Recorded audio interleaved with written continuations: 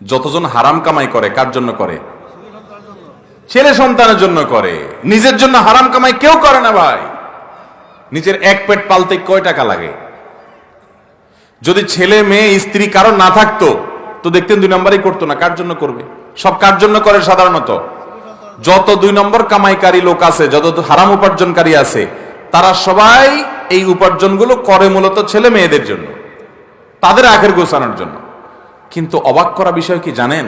কিয়ামতের ময়দানে যখন আপনি ধরা পড়বেন, এই ছেলে মেয়ের কেউ কিন্তু বলবে না যে আল্লাহ আমার বাপের সব আমাদের জন্যই করছিল, নিজের জন্য কিছু করে নাই, আপনি যা শাস্তি দেওয়ার আমারে দেন, আমার বাপরে ছেড়ে দেন। বলবে? আল্লাহ কোরআনে বলছেন ইয়াউমা ইয়াফিরুল মারউ মিন আখিহি ওয়া উম্মিহি ওয়া আবিহি ওয়া সাহিবাতিহি ওয়া বানিহি লিকুল্লি ইমরিইম মিনহুম ইয়াউমা ইযিন শাআনুন ইউগনি। সেদিন সবাই সবাইকে দেখে পালাবে। মাকে দেখে সন্তান পালাবে, বাপ তো পরের কথা, যে না জানি আমাকে এসে ধরে কোনো আমলের জন্য।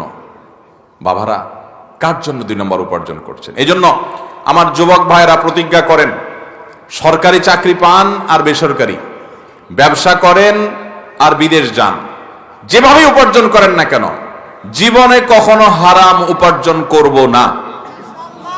নিয়ত করবো তো ইনশাআল্লাহ।